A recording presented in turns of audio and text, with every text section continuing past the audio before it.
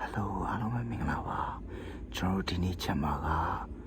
ချက်အမြင့်ကိုအားလုံးနဲ့ချက်မှာဖြစ်ပါတယ်အဲ့တော့ကျွန်တော်နဲ့အတူတူ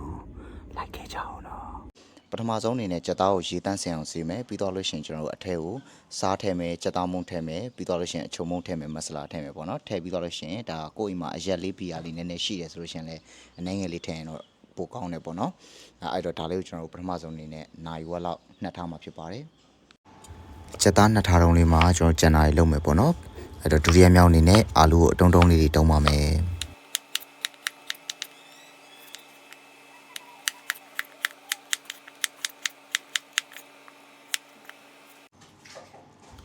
ထုံးစံတိုင်းဝါတာနဲ့ဆွကြည့်ပါမယ်ပြီးရင်ဟင်းနဲ့အတွက်ချက်သွန်လေးလှီးပါမယ်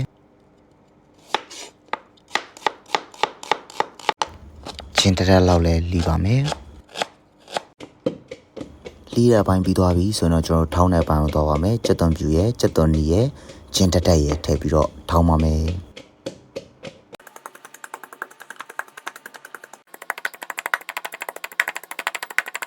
ထောင်းတာနှံသွားပြီဆိုလို့ရှိရင်ငရုတ်သီးချက်မုန့်ထည့်မယ်ရောင်တင်မုန့်ထည့်မယ်နောက်ပြီးတစ်ဖန်ထပ်ထောင်းပါမယ်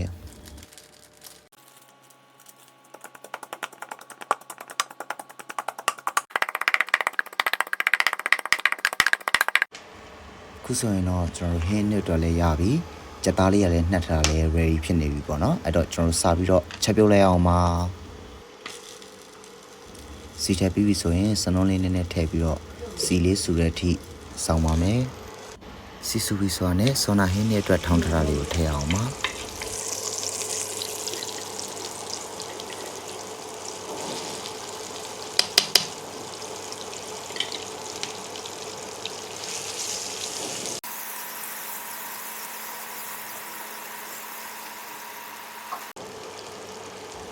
ချက်သွန်ချုံမတူဖို့အတွက်ကျွန်တော်တို့တောက်လျှောက်လေးမွေပေးနေဖို့တော့လိုပါတယ်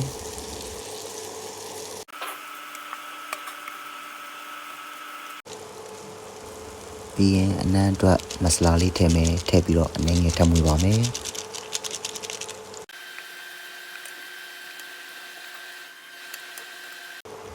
ချက်အမြင့်ထဲတဲ့အခန်းတော့မရောက်သေးဘူးအနံ့နဲ့ကျွန်တော်ဘိုက်တော်စားနေပြီအဲ့တော့အမြန်ချက်ဖို့အတွက်ဆောင်းနှက်ထားတဲ့ချက်အမြင့်လေးကိုထည့်လိုက်အောင်ပါ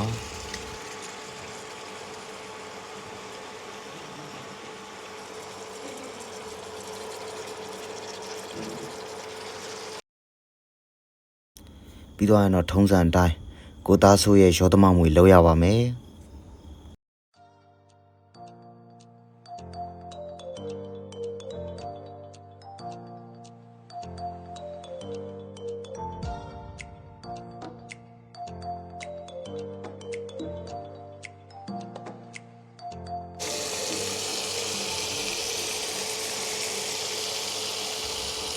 ငွေလုံးနောက်လို့လည်းအားရပြီဆိုတော့ထုံးစံတိုင်းကျွန်တော်ရဲ့တမိုင်းဝင်စလောင်မုံနဲ့ခစ်တ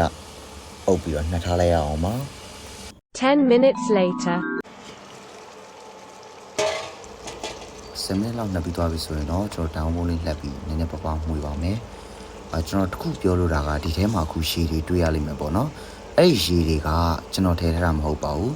ဒါပထမဆုံးတောက်လျှောက်ချက်တဲ့တောက်လျှောက်မှာရှည်လုံးဝထည့်စရာမလိုပါဘူးရှည်ကသူ့ဘက်သူဒီအမြင့်ကနေပြီးသူ့ဘက်သူထွက်တာပေါ့နော်ချက်အမြင့်ကနေမှသူ့ဘက်သူထွက်တာဖြစ်ပါတယ်ငွေလိုပြီးပြီဆိုရင်တော့ထုံစံတိုင်းပြန်ဖုံးမယ်ခဏလေးပြန်ပြီးတော့နှက်ထားပါမယ်ခုဆိုရင်တော့ကျွန်တော်တောင်ပုံလေးလက်လိုက်မှွေလိုက်ပြန်ဖုံးလိုက်နဲ့ဒါ3ချိန်မြောက်လုပ်ပြီးတော့ပါပြီ3ချိန်မြောက်လုပ်ပြီးတဲ့အနေထားလေးကတော့ကျွန်တော်ဒီတိုင်းလေးရလာပါတယ်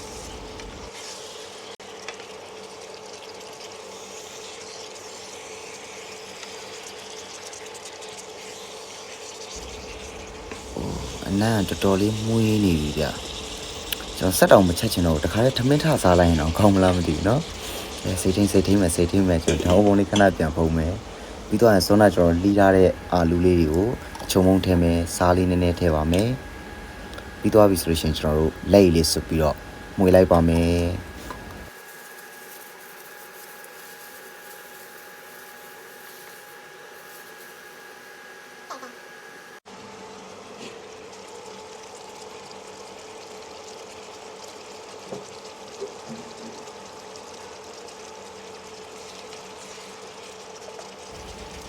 ငွေထားတဲ့အာလူလေးတွေကိုထည့်ပြီးတော့ကျွန်တော်နည်းနည်းလေးနှောင်နေလိုက်ပါမယ်အာလူကိုအစောကြီးထည့်ရင်တခုရှိတာကကျွန်တော်တို့ပျော့သွားနိုင်တယ်ပေါ့နော်အာလူကြီးပျော့နေရင်စားလို့မကောင်းဘူးပေါ့အဲ့ဒါကြောင့်မလို့အာလူကိုကျွန်တော်တို့ကဟင်းချက်လို့နောက်ဆုံးဘိတ်အခြေအနေနီးနီးလေးကိုရောက်ပြီးဆိုတော့မှထည့်တာပါ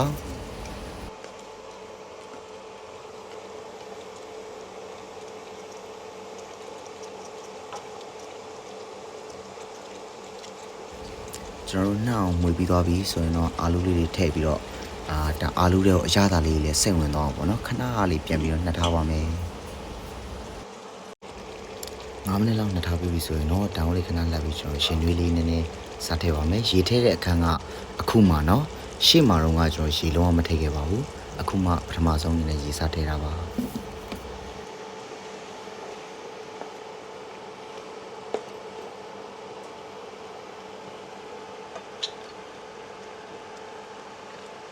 ဝါတာထည့်ပြီးတော့ကျွန်တော်မှွေနှောက်ပြီးစဉ်အခါသမယလေးမှာ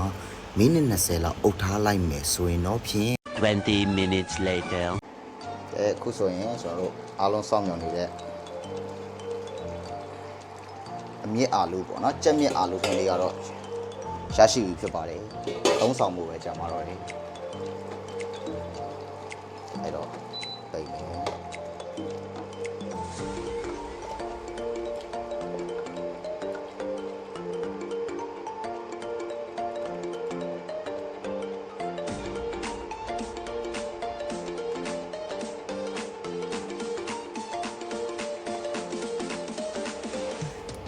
ဒီဗီဒီယိုလေးမှာကျွန်တော်တို့ကြက်မြက်အာလူဟင်းကိုအရသာရှိရှိလေးနဲ့မွေးကြိုင်းပြီးလုံးဝစားကျင်စရာလေးဖြစ်အောင်အစာအဆုံးချက်ပြသွားတာဖြစ်ပါတယ်ဗီဒီယိုလေးကိုအစာအဆုံးကြည့်ပြီးတော့အိမ်မှာလိုက်ပြီးချက်စားလို့ရတယ်ဆိုတာလည်းမမေ့နဲ့နော်